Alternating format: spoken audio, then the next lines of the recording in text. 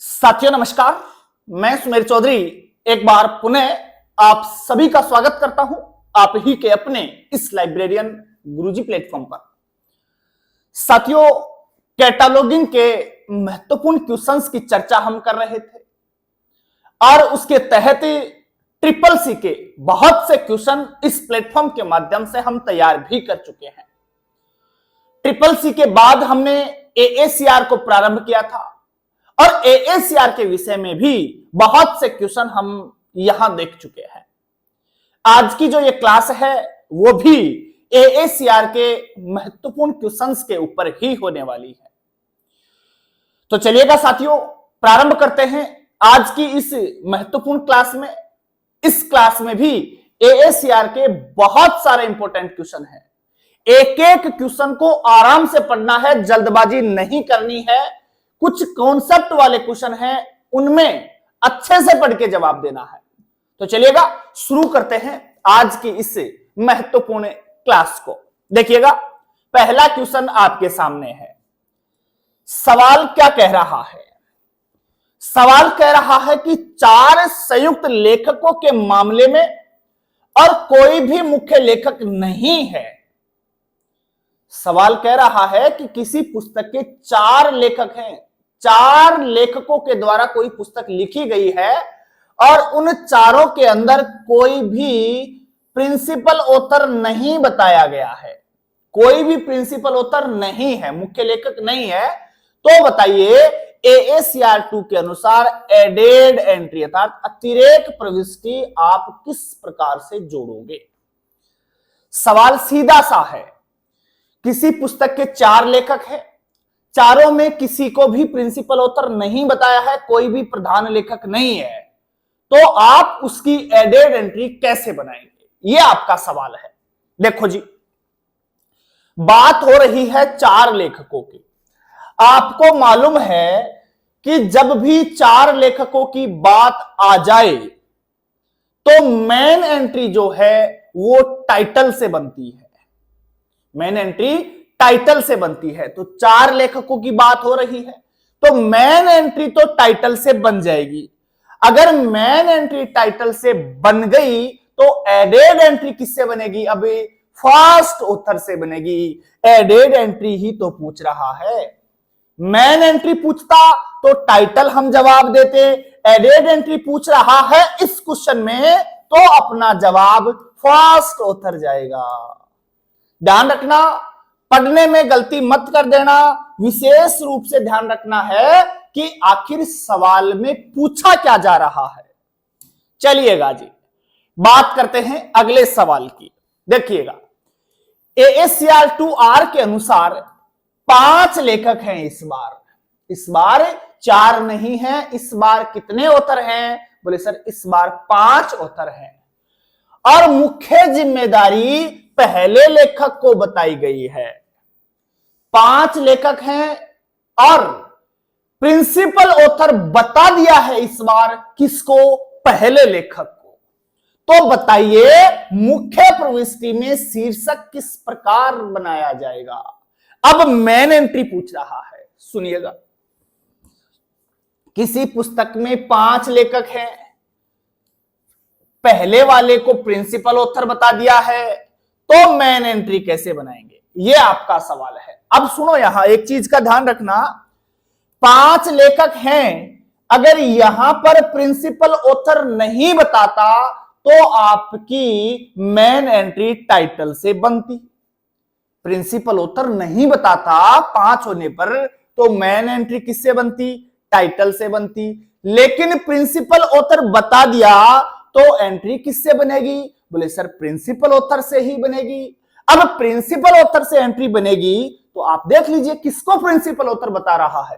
तो देखिए, principal author पहले लेखक को बता रहा है तो पहले लेखक से एंट्री बना दीजिए। तो फर्स्ट ऑथर से आपकी मेन एंट्री बन जाएगी।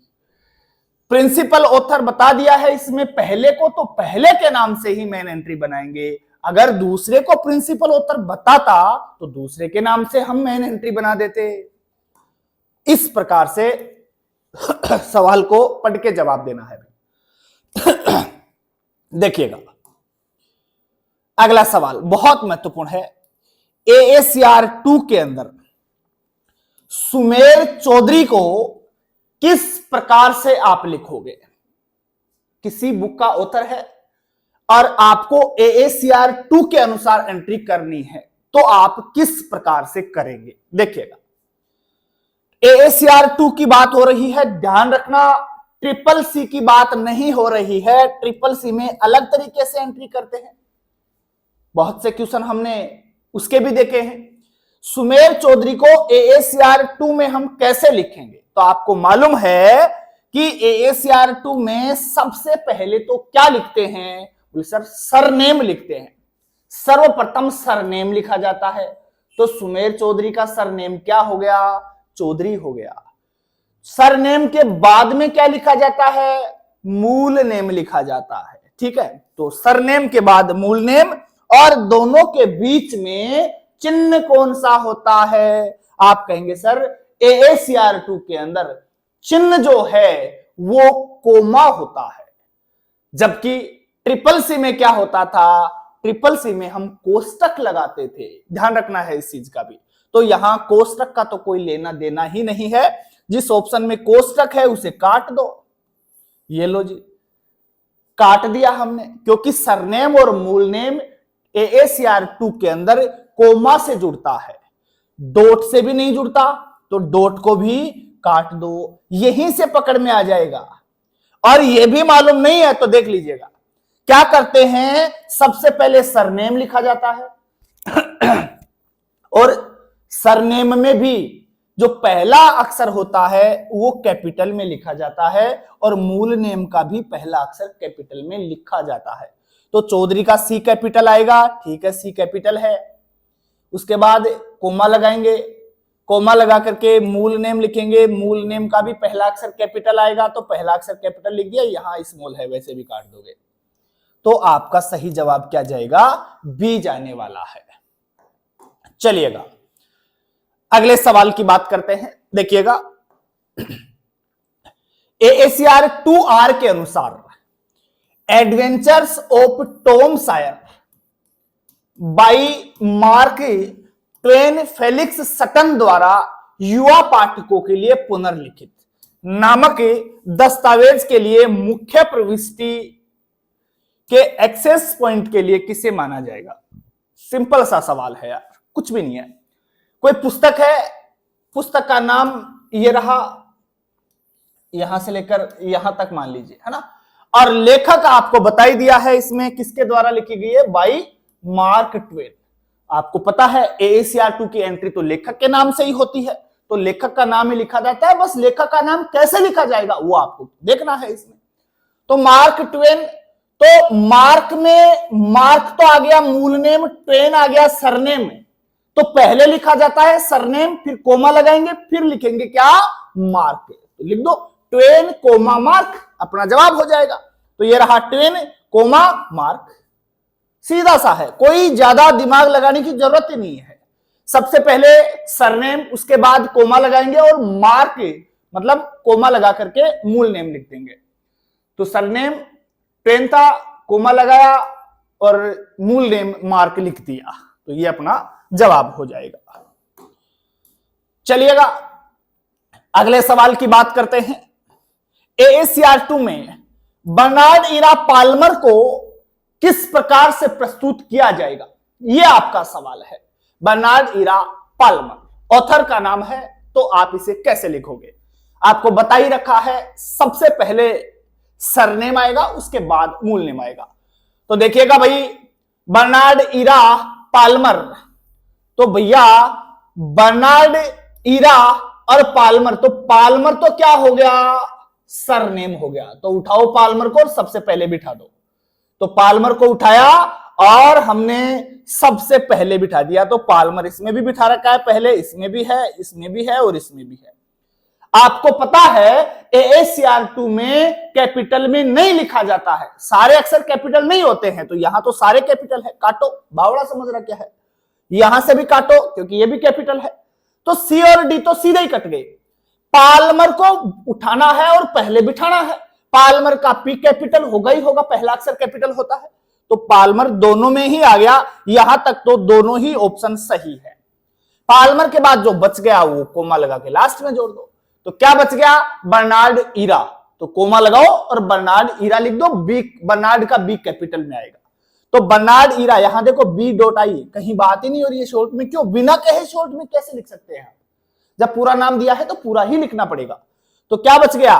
बी अपना सही जवाब बच गया, पाल्मर कोमा बर्नार्ड ईरा। इसका एकदम सही जवाब होगा, तो बी सही जवाब होगा भाई। चलिएगा अगले क्वेश्चन की बात करते हैं, देखिएगा क्या कहता है। शीर्षक विलियम शेक्सपियर के चयनित नाटक है। विलियम शेक्सपियर के चयनित नाटक है और एडी पाटिल के द्वारा अनुवादित है और एसएम साहा के द्वारा संकलित है।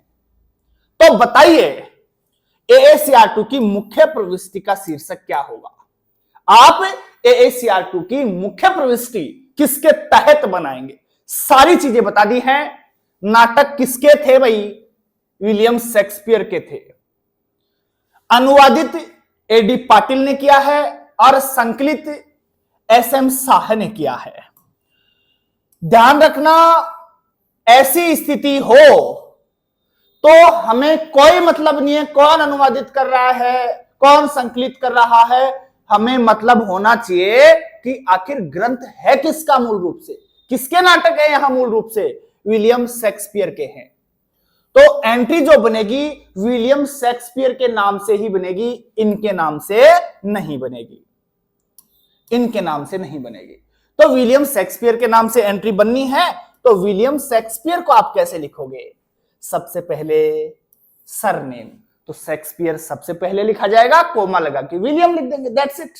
तो देखो भैया, सबसे पहले शेक्सपियर आएगा, कोमा लगाया और कोमा लगा करके हमने विलियम लिख दिया, और शेक्सपियर का एस कैपिटल आएगा और विलियम का डब्ल्यू कैपिटल आएगा। मतलब रनिंग में लिखते हैं AACR2 के अंदर। तो रनिंग का मतलब यह होता है कि पहला अक्षर कैपिटल और बाकी वाले स्मॉल होते हैं। तो यहां पर भी जवाब क्या जाएगा?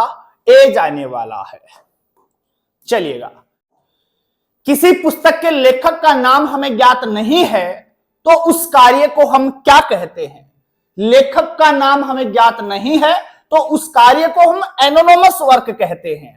तो एनोनिमस वर्क कहते हैं, एनाम कार्य उसे हम कहते हैं। तो बी सही जवाब यहां जाएगा। देखिएगा अगला सवाल क्या कहता है। अधिकांश पवित्र पुस्तकें अर्थात जो सेक्रेड बुक्स हैं, अधिकांश पवित्र पुस्तकें, पुरानी पुस्तकें और मध्यकालीन पुस्तकें किसके अंतर्गत होती हैं? भाई वो सारी की सारी एनोनिमस वर्क होती हैं, लेखक का नाम ज्ञात नहीं होता। अधिकांश का ना, जो पुरानी पुस्तकें हैं उनके लेखक का पता ही नहीं रहता, तो बी में जाएंगी, एनोनिमस वर्क में शामिल किए जाएंगे। अगला सवाल देखिएगा, यदि लेखक ने अपनी पहचान छिपाने के लिए स्वयं अपना नाम ग्रहण कर लिया, कोई दूसरा नाम ग्रहण कर रखा है, अपना ओरिजिनल नाम नहीं बताया, रियल नेम नहीं बताया, तो उसे क्या कहा जाएगा? भाई दूसरा जो नाम होता है तो सूडोनेम कहेंगे, उसे क्या कहेंगे? सूडोनेम, मतलब छद्म नाम कहेंगे। सी सही जवाब होगा। अगला सवाल देखिएगा, यदि किसी व्यक्ति द्वारा सभी कार्य एक छद्म नाम के अंतर्गत, सूडोनेम के अंतर्गत दिखाई देते हैं, तो AACR2 के अनुसार एंट्री निम्न के अंतर्गत बनाई जानी चाहिए। सूडोनेम के अंतर्गत है तो सूडोनेम से हम एंट्री बना देंगे, इसमें कोई बड़ी बात नहीं है। तो सी सही जवाब होगा। चलिएगा अगला सवाल देखिएगा, निम्न में से कौन सा सूडोनेम है? छद्म नाम कौन सा है? 4 ऑप्शन में से रियल नेम नहीं है, छद्म नाम है। पहला ऑप्शन शेक्सपियर, क्या रियल नेम है या फिर सूडोनेम है? जयशंकर प्रसाद रियल नेम है कि सूडोनेम है? प्रेमचंद सूडोनेम है कि रियल नेम है? और सूर्यकांत त्रिपाठी निराला सूडोनेम है कि रियल नेम है? आपको देखना है कि सूडोनेम कौन सा है। तो साथियों यहां सूडोनेम है प्रेमचंद। प्रेमचंद उसका रियल नाम नहीं था, रियल नाम धनपत राय है प्रेमचंद का। प्रेमचंद का असली नाम क्या है? धनपत राय है। प्रेमचंद तो सुडो नाम है, छद्म नाम है, तो सी सही जवाब होगा। अगला सवाल देखिएगा, प्रेमचंद किसका छद्म नाम है, अभी बता ही दिया। तो प्रेमचंद धनपत राय का छद्म नाम है, ओरिजिनल नाम क्या था उसका, धनपत राय था। तो बी सही जवाब जाएगा। ये सब सवाल पूछे जा चुके हैं।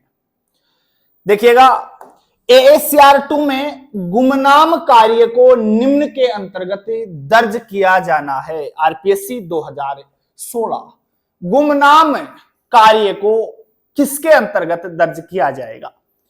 गुमनाम है, लेखक के नाम का मालूम नहीं है। अगर लेखक के नाम का मालूम नहीं है तो एंट्री किससे करेंगे, टाइटल से करेंगे।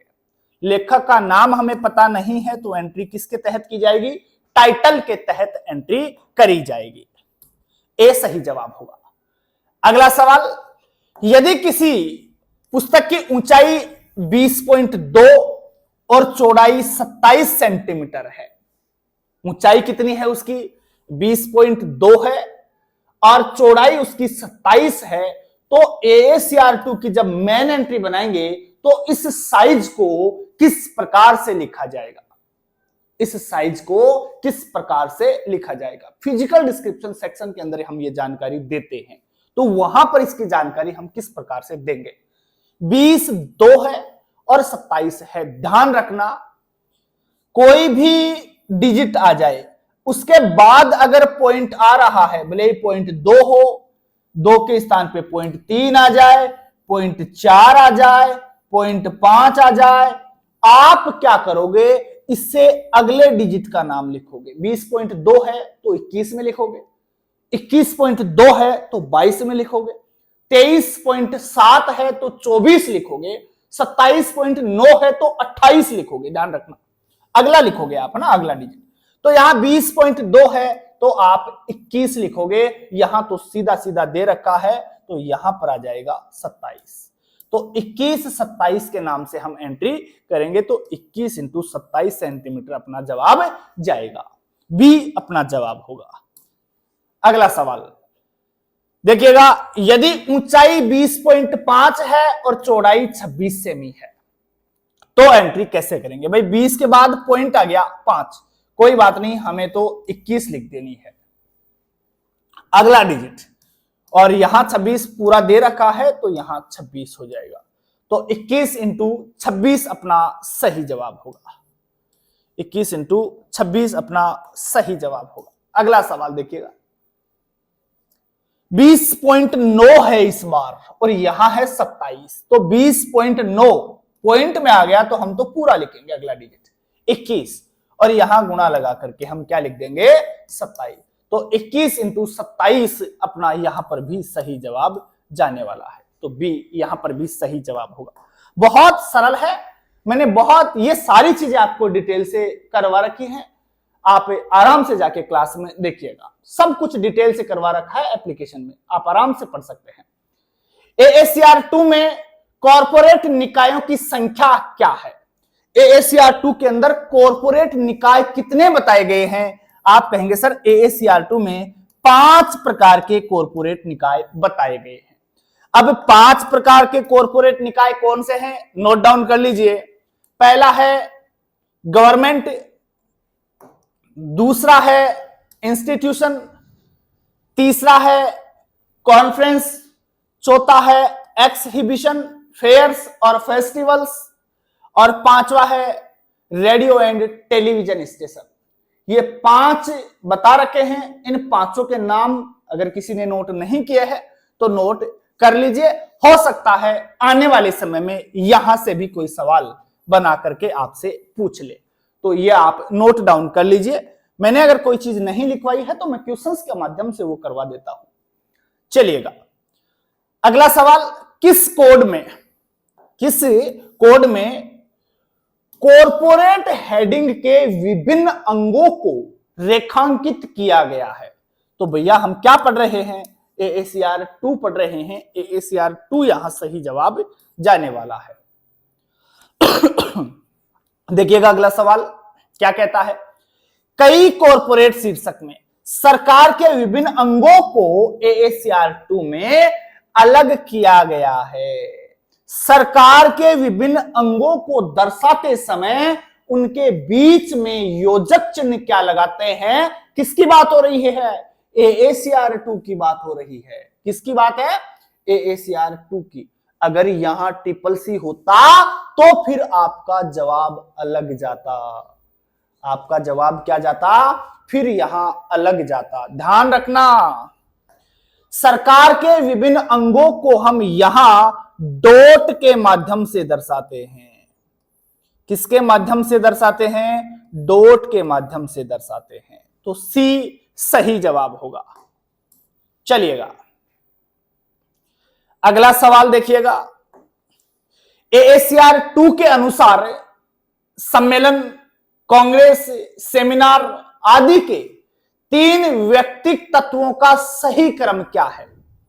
AACR2 में किसी सेमिनार की एंट्री हमें करनी है तो हम किस प्रकार से करेंगे? देखिएगा, पहला ऑप्शन दे रखा है प्लेस, नंबर, ईयर। दूसरा ऑप्शन है नंबर, ईयर और प्लेस। तीसरा है नंबर, प्लेस और ईयर। चौथा है प्लेस, ईयर और नंबर। ध्यान रखना, ऐसी स्थिति हो किसी सेमिनार की एंट्री करनी हो तो हम कैसे करेंगे? हम करेंगे, सबसे पहले लिखेंगे नंबर, ईयर और प्लेस। नंबर, ईयर और प्लेस सब के बीच में क्या आएगा? कोलन आएगा। तो नंबर, ईयर और प्लेस। कौन से नंबर की सेमिनार थी? जैसे अगर 21वें नंबर की सेमिनार है तो आप 21 लिखेंगे, उसके बाद कोलन लगाएंगे, फिर नंबर के बाद ईयर। मान लीजिए 2025 में हुई है तो 2025 लिखेंगे, नंबर, ईयर और फिर प्लेस, तो फिर कोलन लगा करके हम प्लेस का नाम लिख देंगे। जैसे कोई जयपुर में हुई है तो JAIPUR। इस प्रकार से हम एंट्री करते हैं। तो नंबर, ईयर और प्लेस ये 3 एलिमेंट होते हैं। तो नंबर, ईयर और प्लेस ये 3 व्यक्तिगत तत्व हैं। बी सही जवाब होगा। अगले सवाल की बात करते हैं। देखिएगा एंट्री किस प्रकार से करते हैं। जैसे मान लीजिए कोई एग्जांपल है, ऑल इंडिया लेबर कॉन्फ्रेंस कोई हुई है तो इसकी एंट्री हम कैसे करेंगे? तो कौन से नंबर की थी ये? 26वें नंबर की थी तो मैंने 26 लिख दिया, बीच में कोलन लगाया। नंबर, ईयर और प्लेस, तो नंबर के बाद ईयर और फिर कोलन लगा करके प्लेस। इस प्रकार से हमें एंट्री करनी होती है। चलिएगा अगले सवाल की बात करते हैं। क्या कहता है आपका अगला सवाल? देखिएगा, AACR2 के अनुसार सम्मेलन के व्यक्तिक तत्व कौन से हैं? अभी हमने बात करी है सम्मेलन के क्या क्या होते हैं। बोले सर नंबर होता है, ईयर होता है और प्लेस होता है। इन 3 चीजों की जानकारी देते हैं और क्रम भी यही रहता है। सबसे पहले नंबर, फिर कोलन, फिर ईयर, फिर कोलन और फिर लास्ट में प्लेस लगाते हैं कोलन लगा करके, है ना। तो नंबर, ईयर और प्लेस ये तीनों सही है। इसका मतलब आंसर क्या जाएगा? All of the above. सब के सब ठीक हैं, चारों ही, ये तीनों ही इसके सही जवाब होंगे। तो डी अपना राइट आंसर बनता है। AACR2 के अनुसार निम्नलिखित में से कौन सा शीर्षक सही है? 4 ऑप्शन है, चारों में से सही कौन सा है? सही एंट्री कौन सी होगी? देखो जी, पहला ऑप्शन है यूनाइटेड स्टेट, कोमा, प्रेसिडेंट, फिर कोष्टक के अंदर 1953 से 1961 कोष्टक बंद और नया कोष्टक शुरू करके हमने उसमें डाला है एलसी हावर या आइजनहावर। आइजनहावर है भैया ना, आइजनहावर। दूसरा ऑप्शन है यूनाइटेड स्टेट प्रेसिडेंट, कोष्टक के अंदर हमने 1953 से 61 डाला और डाल दिया लास्ट में आइजनहावर। तीसरा ऑप्शन है यूनाइटेड स्टेट, आइजनहावर यहां कोष्टक में डाल दिया और लास्ट में प्रेसिडेंट को लिख दिया। चौथा ऑप्शन है पहले प्रेसिडेंट को लिख दिया, डॉट लगा दिया, आइजनहावर लिख दिया, डॉट लगा दिया और लास्ट में यूनाइटेड स्टेट को लिख दिया। सही एंट्री क्या होगी इनमें से? किस प्रकार से करेंगे? तो देखिएगा, सबसे पहले स्थान आएगा तो यूनाइटेड स्टेट सबसे पहले आएगा। यहां प्रेसिडेंट सबसे पहले लिख रखा है, ये तो सरासर गलत हो गया, तो इसको तो काट दो और भूल जाओ। ठीक है जी, बोले। अब क्या करेंगे? तीनों में देखेंगे कि प्लेस है क्या। बिल्कुल सबसे पहले प्लेस है। प्लेस के बाद क्या करेंगे, डॉट लगाएंगे। देखो कोमा तो आ ही नहीं सकता क्योंकि ये ट्रिपल सी थोड़ी है, ये ASCR2 है, तो कोमा तो अपने आप ही कट जाएगा। तो कोमा लगा रखा है इसमें भी और इसमें भी। अगर आपको थोड़ा बहुत चिन्हों का नॉलेज है तो भी आप सही आंसर तक पहुंच जाएंगे। देखो पहुंच गए सही आंसर तक, भले ही मालूम नहीं था एंट्री कैसे करनी है, लेकिन चिन्हों का नॉलेज है तो आप सही जवाब दे देंगे। तो कोमा वाला तो वैसे ही कट जाएगा, काटो इसको। तो ये दोनों तो कट गए, अपने आप अपना आंसर क्या बच गया, बी बच गया। तो सबसे पहले यूनाइटेड स्टेट, फिर डॉट, फिर प्रेसिडेंट, कब से कब तक, 1953 से 61 तक, फिर कोलन लगाएंगे और फिर हम लिखेंगे क्या, आइजनहावर। तो अपना सही जवाब क्या जाएगा, बी जाएगा भाई। ध्यान रखना छोटी छोटी चीजें हैं, लेकिन छोटी छोटी चीजें अगर आप पकड़ लेते हैं तो सही जवाब तक पहुंच जाते हैं। देखिएगा, प्रधानमंत्री के रूप में अपने कार्यकाल के दौरान राजीव गांधी वाले भाषणों वाले प्रकाशन के मामले में ASCR2 के अनुसार प्रविष्टि किस प्रकार से होगी। राजीव गांधी के भाषणों की अब हमें एंट्री करनी है, प्रधानमंत्री थे तो एंट्री किस प्रकार से करेंगे। अभी हमने बात करी कि सबसे पहले स्थान आएगा, जिसमें स्थान नहीं काट दो। तो यहां तो सबसे पहले राजीव गांधी का नाम दे दिया, काटो भाई, ठीक है। यहां इंडिया, यहां भी इंडिया, यहां भी इंडिया। भाई ASCR2 है, क्या कैपिटल में लिखते हैं सारे के सारे, नहीं लिखते ना, तो कैपिटल वाला भी उड़ा दो। रनिंग में लिखा जाता है ASCR2 में तो ट्रिपल सी होती, तो फिर हम बात करते कैपिटल लेटर्स की। तो यहां भी हट गए, दो ऑप्शन तो डायरेक्ट कट गए। जरा सा अगर नॉलेज है तो भी आप दो ऑप्शन तो काट पाएंगे। उसके बाद आपको मालूम है कि डॉट आता है, कोमा नहीं आता, आप वहां से भी पकड़ सकते थे। देखो ये कोमा, कोमा आ रहा है ना, तो सीधे भी काट सकते थे, ठीक है। खैर ये तो कट गए ऑलरेडी, दो बच रहे हैं। तो स्थान आएगा सबसे पहले, ये स्थान लिख दिया, यहां भी स्थान लिख दिया और डॉट लगा दिया, दोनों में डॉट लगा रखा है। यहां भी प्राइम मिनिस्टर लिख दिया, यहां भी प्राइम मिनिस्टर लिख दिया, यहां तक भी कोई समस्या नहीं है। लेकिन साथियों ध्यान रखना, प्रधानमंत्री का पद लिखा जाएगा, नाम नहीं। तो नाम नहीं लिखते हैं तो आपका सही जवाब क्या जाएगा, बी जाएगा, क्योंकि ये कट गया, नाम डाल दिया है, नाम नहीं डाला जाता है। तो बी सही जवाब जाएगा। इंडिया डॉट प्राइम मिनिस्टर के नाम से इसकी एंट्री हमें बना देंगे। इस प्रकार से आगे भी बहुत से महत्वपूर्ण क्वेश्चन हमें करने हैं। बहुत सारे क्वेश्चन हम पिछली क्लासों के माध्यम से कर भी चुके हैं। तो चलिएगा, बहुत बहुत आप लोगों का धन्यवाद। जय हिंद, जय भारत।